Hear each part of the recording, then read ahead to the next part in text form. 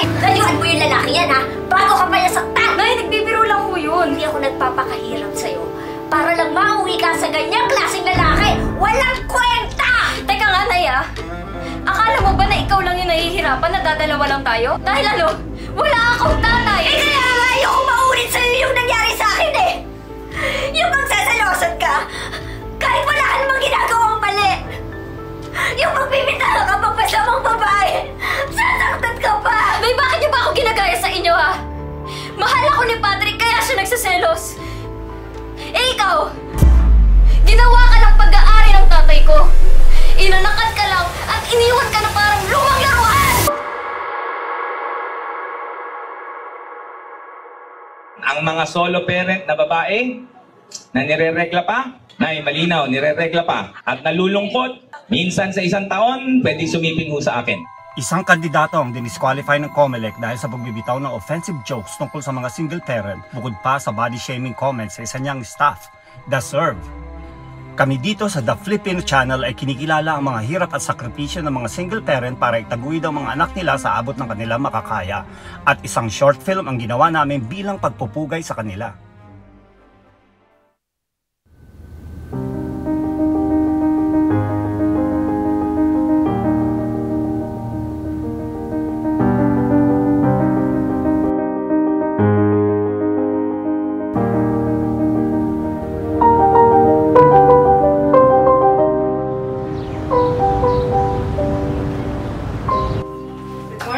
Uy, anak! Hinanda ko na yung almusal mo. Kumain ka muna bago pumasok sa school. Opo. Ay, sandali! Titimplahan kita ng gatas. Ay, Nay, ako na. Nay, ako na po. Kaya ko na ipagtimpla yung sarili ko. Ang laki-laki ko na. Malaki? Eh, ito ang uniform mo. Hindi mo nga maayos, no? Nay, ako na po sabi eh.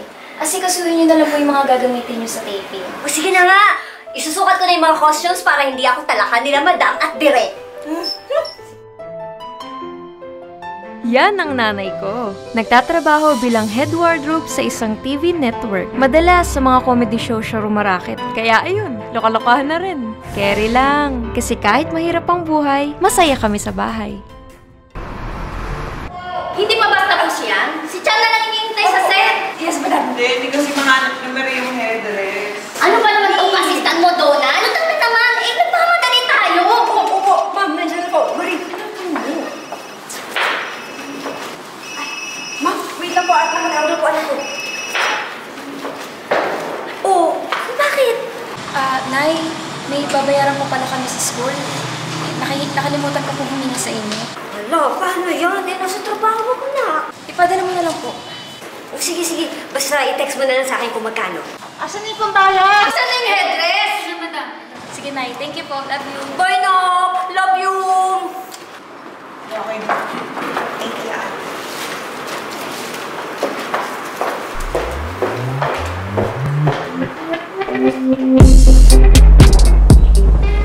Sige na. Thank you.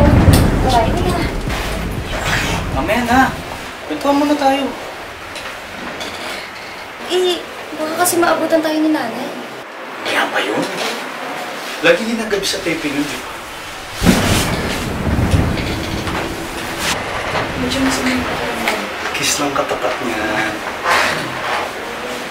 Ano ka ba? Sige ka, baka mawaan kita. Di tatalab yan. Vaccinated yata. May booster pa. Gabi na, ah. Papa, pauwi na nga rin po ako eh. Hinatid ko lang po si Danica. Delikado po sa labas eh. Pati sa loob. Nay! Ano na ho? Bye! Nay talaga, tinakap niya naman po si Patrick. Mabuti yun, no? Para magtanda. Eh, hinatid niya lang naman po ako. Ah, ganon. Eh, kung hindi pala ako dumating, eh baka ano nang nangyari sa inyo? Agad? Grabe naman, Nay. Hindi yung mangyayari yung iniisip niyo. For your information, eh yan lang din naman ang sinabi ko sa nanay ko noon. Nay, magtiwala ho kayo sa akin. May mga pangarap po ako. Tama. Kaya unahin mo muna yung pagtatapos mo. Bago yung init ng pag-ibig. Nay, init ho ba ng pag-ibig yan? Maria Josep, may sinat ka! mapuprotekto na yung gamot, bababa na yung silat mo. Ha? Kailangan mo lang magpahinga. Hindi lang isinusukat ng nanay ko ang mga costume sa trabaho niya. Ito talaga ang mga role na ginagampanan niya sa totoong buhay. Minsan, chef, teacher, karpintero, hair and makeup artist, tubero, at kung ano-ano pa. Kasi matagal na kaming iniwan ng tatay ko. Solo parent ang nanay ko.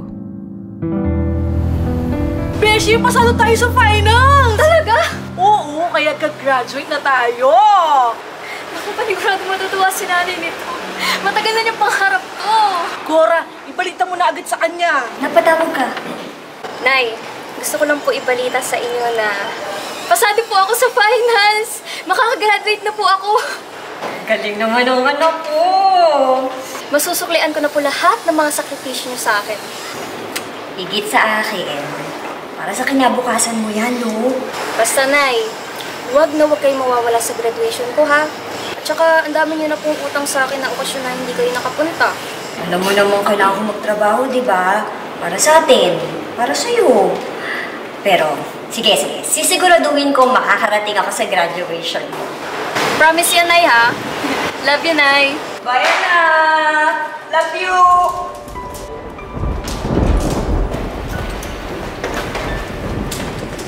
At ang saya-saya naman. Yung anak ko kasi, Sa wakas, gagraduate na! si Danica ba to? Wow! Ate ko! Ate! Congrats! Ay, guys! Yung anak si Ate Donna nag-graduate na!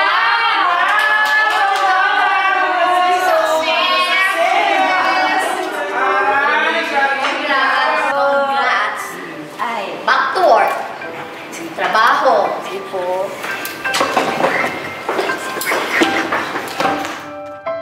Sobrang saya ng nanay ko na makakagraduate na ako. But wait, there is more. Ano? Bakit? Highs ka sa finals, kaya gagraduate ka with honors! Talaga? Bakit hindi mo sinabi sa akin agad? Eh di sana masabi ko rin sa nanay ko, di ba? Loka, sinadya ko talaga yun. Bakit? Para yun yung surprise mo sa kanya pagpunta niya sa graduation. Pwede natin siyang kunan ng video, yung reaction niya, tapos magva-viral, di ba, Bongga? Right break mo talaga, no? Pala decision ka sa buhay ko. Ano po order niyo, sir? Barkada bundle. Ano po order niyo, ma'am? Isang family bundle. Ano po order niyo, sir, ma'am? Couple bundle.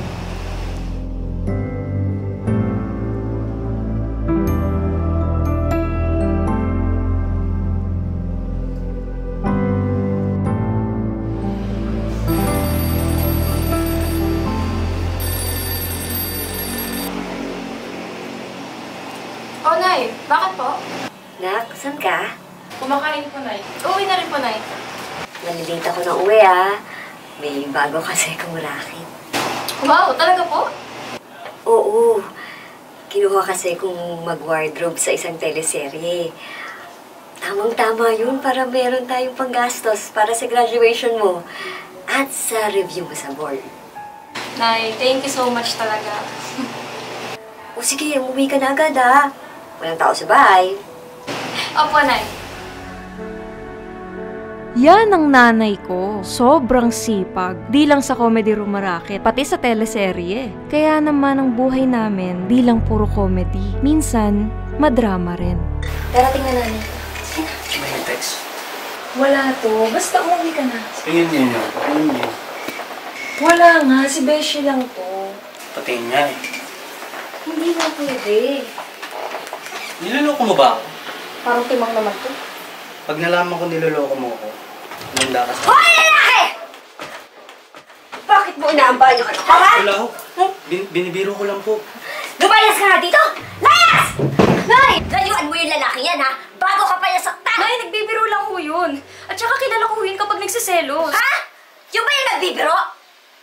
Hindi ako nagpapakahirap sa'yo para lang mauwi ka sa ganyang klaseng lalaki. Walang kwenta! Teka nga, Nay, ah. Akala mo ba na ikaw lang yung nahihirapan na dadalawa lang tayo? Ako rin naman ah. At bakit? Wala nag-aalaga sa akin kapag wala ka.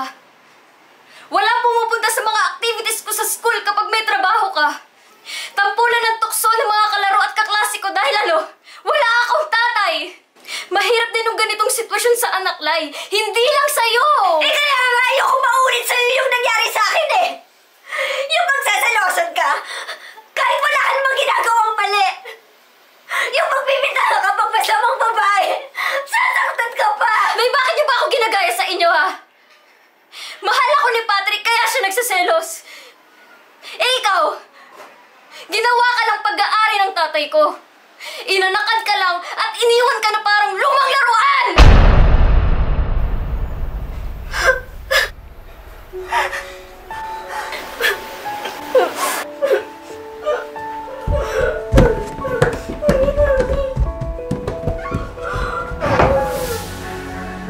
Hatid na kita. Wag na. Sorry na kagabi. Nag-overreact lang ako. Sino ba kasi yun? Si Beshi nga. May sinabi tungkol sa'yo kaya hindi ko mapakita yung text. Type lang ako noon. Peace na tayo ha. Mas mahal ko ang nanay ko. So? Ang nanay ko ang pinakamahalagang tao para sa akin. Susundin ko siya. Makikipag-break na ako sa'yo. Ha? Makakapag-antay ang love life ko.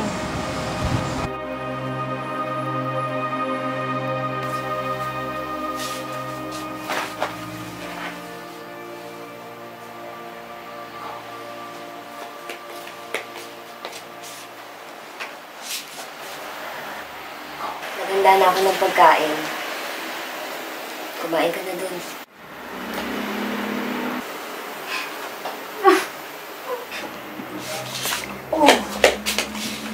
Bakit? May nangyari ba? Ano? Ulit na po kami ni Patrick. Ha?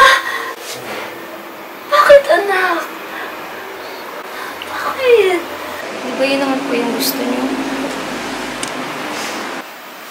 Nak, ang gusto ko lang naman yung best para sa inyo. Alam ko naman po yun, Nay. Kaya nga po nag-iingat ako.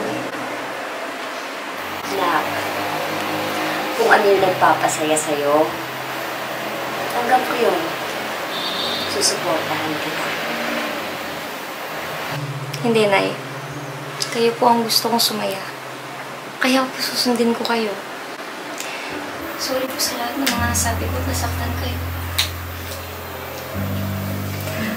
Totoo naman lahat yun eh. Talaga namang nagpakatanga ako sa tatay mo eh. Pero wala nga natin pag-usapan yung walang yang yun. Ang mahalaga, napalaki kita. Napag-aral. At ngayon, magtatapos ka na. Opo, Nay. Regalo ko na po yun sa inyo.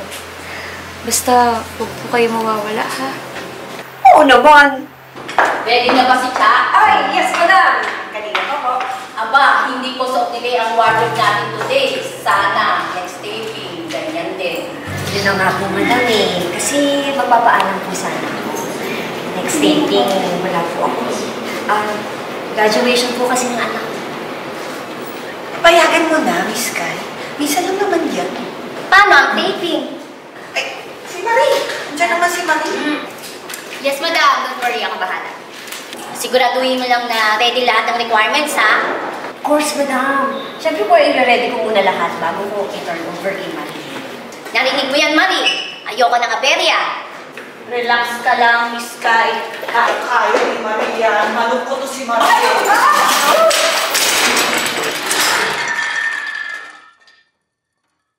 Basta, wag na wag kayo mawawala bukas.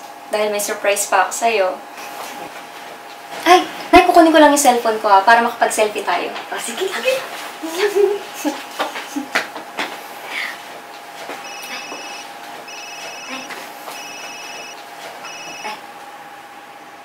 Yes, madam. Kailangan mo pumasok bukas.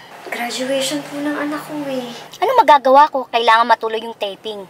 Or else, lahat tayo mawawala ng trabaho. Na, ito na po. Selfie na tayo. Nay? Beshi!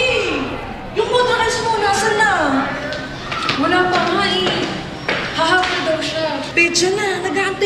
surprise natin?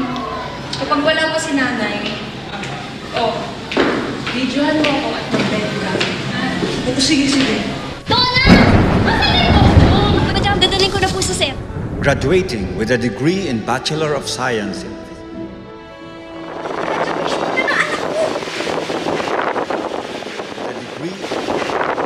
in Physical Therapy. Cum laude, Danica Villanueva.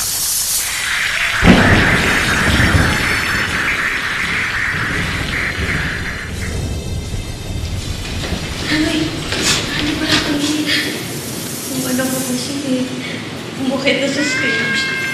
Di mo na ako nakakaamol. Oo nga pala. Thank you to all my classmates for a wonderful college life. Thank you rin sa mga teachers kong mababait at matataas magbigay ng grades.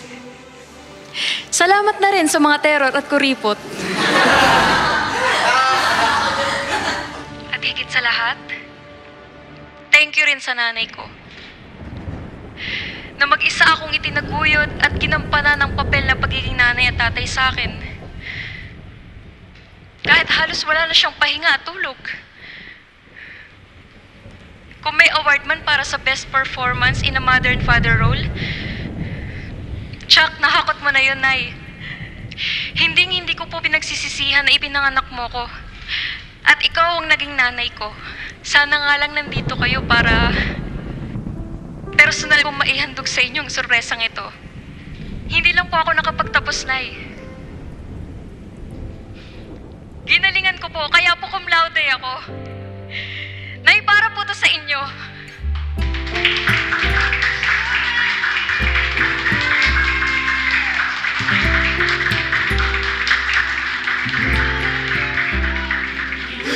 Ate, congrats!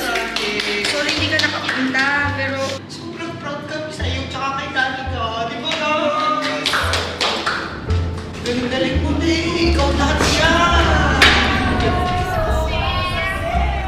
Congrats! Back to work! Trabaho! Ano po order niya, ma'am? Family bundle. Okay po. Ano po order niya, sir? Couple bundle. Ano po order niya, ma'am?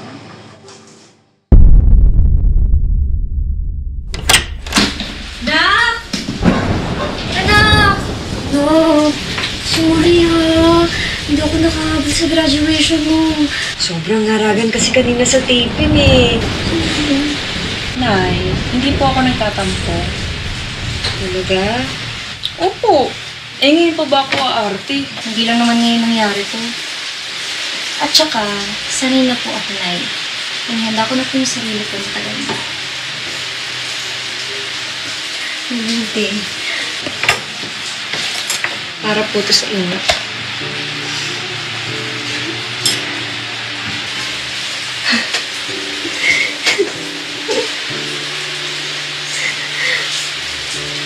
Salamat, anak. I'm so proud of you. Para sa inyo, hindi para sa akin. Ha? Oo, sino yan? Ano ba to? Solo meal! Solo meal. Oh, talaga. Okay. Hati tayo.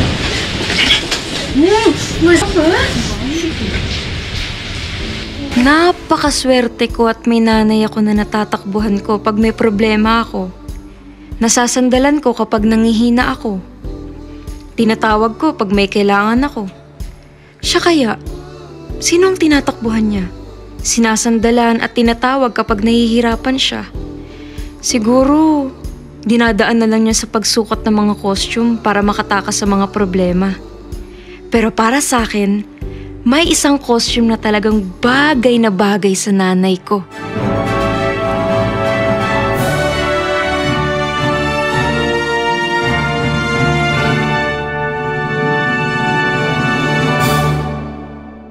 Congrats, Ate Bel! Hindi ka na umiyak.